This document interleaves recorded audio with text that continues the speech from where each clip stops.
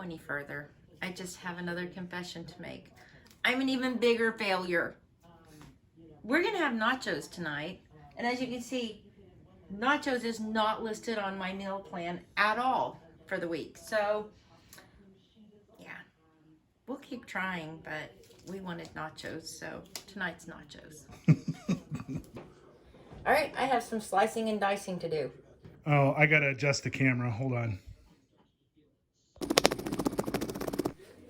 And there you have it. Wow, holy crap. All chopped, ready to go.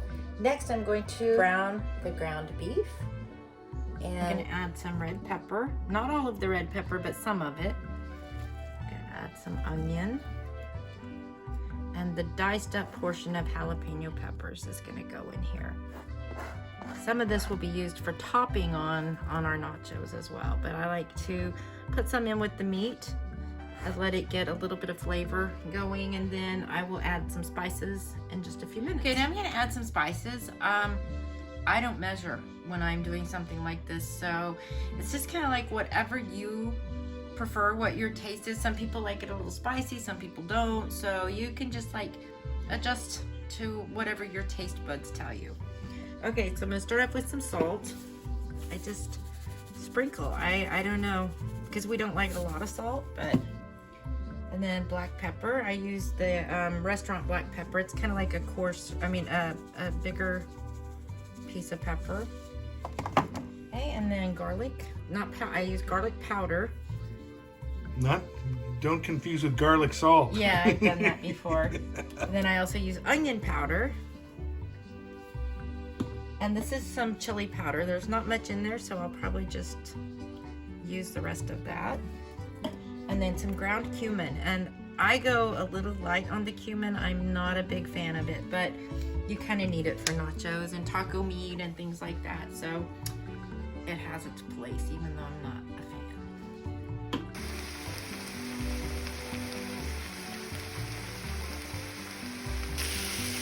I stir in just a little bit of salsa, just to give it a little bit of the flavor and the slight tomatoey base, but you don't want too much. This doesn't want to be runny. So, all right, we are ready to build our nachos. It's fairly simple. I lined my pan with foil because the cheese sticks. I've got the chips. I'm gonna start with just a little bit of cheese. I have this thing, I like at least cheese to be on every chip, you know? And my hands are very clean. I just washed them. Of course you did. Sprinkle some black beans on here. I always have to sneak beans in anywhere I can. And you know, this works for Chris. These chips, let me show you real quick. These, no spike in blood sugar whatsoever. It says there's 0 sugars added. So I know everybody's different. Everybody's chemical makeup is different, so what works for us may not work for you. It's kind of trial and error, but this meal will not do anything to his blood sugar. So all right, I'm gonna add a few red peppers, just kind of sprinkle them over just for some color,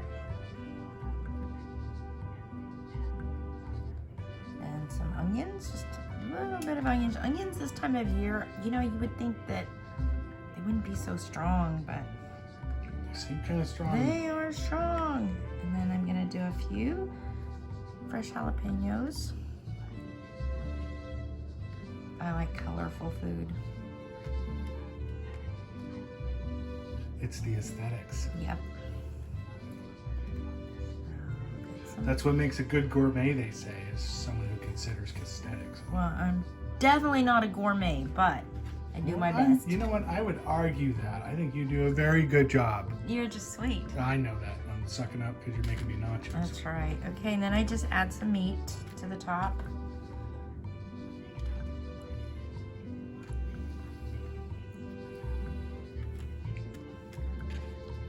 My mouth is watering again. It smells really good. It does smell good, that's for sure.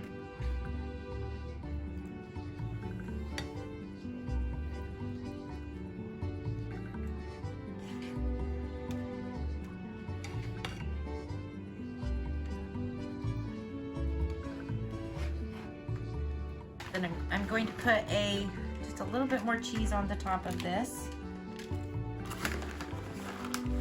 Okay, the first layer is done. Now I'm gonna add, I always do double-decker nachos. I just do another layer of chips. And they don't have to be perfect. Beans are so important in Chris's diet, and honestly, I make him eat them almost every time, supper time, dinner time, whatever you call it. Because the high fiber and protein in beans will keep your stomach busy so that some of the bad stuff can pass on through, like the sugars and some of the starches that you really don't need, but you know, they taste good.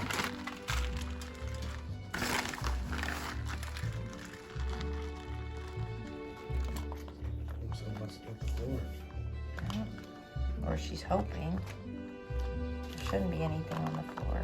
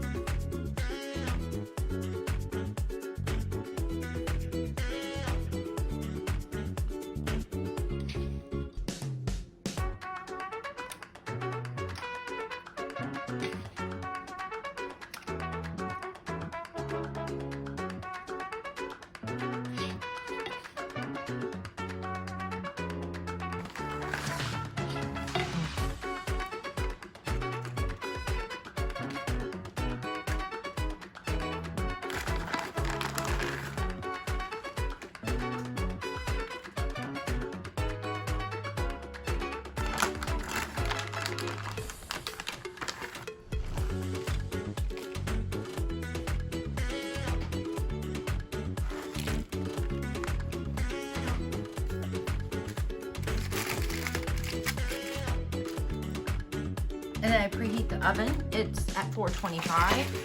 And just pick this up. I'm gonna slide it in the oven.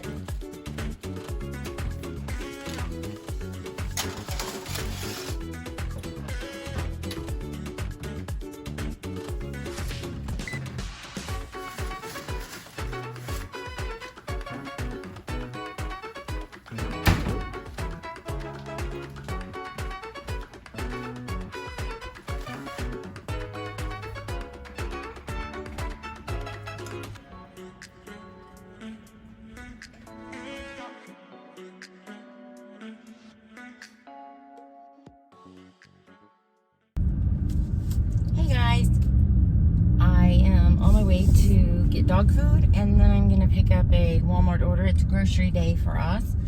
I am all by myself today because it's early and Chris is still sleeping, and since I have to go in to get the dog food, I don't bring Sadie with me because I don't like to leave her in the car by herself. I mean, it's cool enough. I think it's like 68 here right now, but I just don't like to leave her in the car by herself. Like I said, it's kind of early here. I like to get out. If I have to do things, I like to get out in the mornings and do it. I'm not super comfortable going into different stores still. I don't think anybody is, honestly. Some people seem like they're okay now with the way the world is. I'm still a little nervous and worried about everything. But yeah, I like to get out early, especially if I have to go in someplace. I'm not super early. I don't go during the times that are reserved for the high-risk people. I mean, it's like 10:43 right now, so, you know, those times are past, but I do like to go early. It just seems not as crowded. I kind of make light of the fact that I'm a germophobic, and I truly am, and I have been for many years. I clean and scrub, and I still go back and wipe things down again. even before COVID, I carried Lysol in my purse and disinfecting wipes. So it's really been a challenge for me. And I know people that are like me that have the same feelings. Everybody. I'm not trying to say it's worse for me, because I know everybody across the board has had fears and worries. So I just hope everybody's okay. I hope everybody's handling it all right. You know, we all have our good days and bad days. So I think we're going to get through this. They say that this weekend we're supposed to drop down into the 50s, and we probably won't warm up too much again after that. It'll probably be, you know, our highs will be in the 60s until winter hits. I'm ready for winter. I love snow. I love that it just feels, I don't know what it is. I'm a winter person though. I love the snow, and we definitely get our share of snow here. So I'm excited to make some videos outside with Sadie and show you guys. We literally have to dig pathways in our yard so when we take her out, otherwise she would be up to her neck in snow or higher at times. For years I've been a homebody big time. I don't feel the need to get out and socialize. I have more introverted tendencies at this point in my life, you know, and I think that's okay. Now I'm hoping they have dog food. I saw a little news article saying that, this was like a week ago, that there was going to be a dog food shortage because there was so much going on in the meat packing plants where the dog food makers get their meat products. And so we'll see. I hope not, because we're like getting to the bottom of the bin. I usually stay on top of it a little bit better than I have, but I'm sure they have something. I'm not too worried about it. If I was, I would have been here last week. So.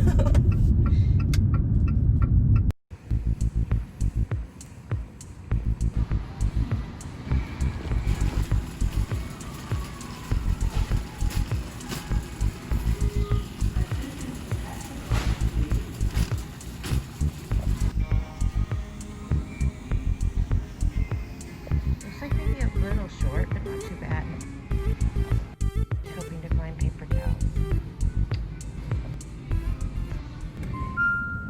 Okay, back in the car.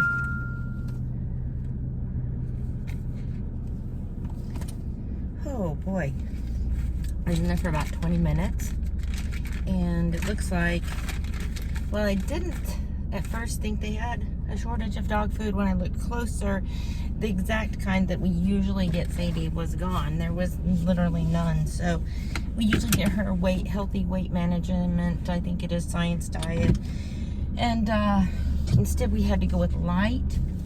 So I hope it agrees with her, because that's what I got. So yeah, I noticed that there were no paper towels there again. The dog food, like I said, at first I thought, yeah, it looks a little picked over, but there's food here. And there was, but just not what we usually use. So I guess we're all still in that phase of, you know, uncertainty. So we just sort of maybe the manufacturer isn't putting out as much for whatever reason. So we'll do the best we can. And now I'm on my way to Walmart to pick up my order there, and then the fun time of going home to disinfect. And I mean, it was really hot in that store. They had no air going, and it's a farm supply store, and good grief, it was hot, and with the mask on. And when you're at that stage in life where hot flashes randomly hit you when you're walking through a store, it's horrible to have a mask on when that happens. So yeah, that's my experience for buying dog food today. Oh, my water bottles are squeaking together back there. I picked up some water when I was at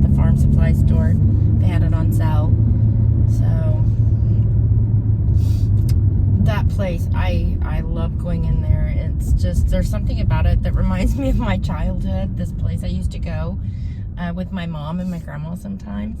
So it's just like familiar smells. It kind of takes me back to this place, and I have no clue why.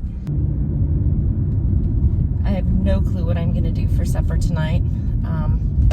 You know, I should look at my menu planning board and choose something. I don't know what it is about that, why I'm having such a hard time struggling with it, but I really am. I think I'm one of those people that whatever sounds good that night, when I start to decide what I'm gonna do for supper, that's what I make. So sometimes if I make out my menu in advance, that might not, you know, I'm like, yeah, no, not tonight. Not on the menu, not a problem. We're gonna do it anyway. I'm not too proud to say that I'm a failure at it, but I'm gonna keep trying. But you know, I don't think it's one of those earth-shattering things whether or not I have it. Maybe we can use it as a message board instead of a menu board, where we have to write like notes to each other every day.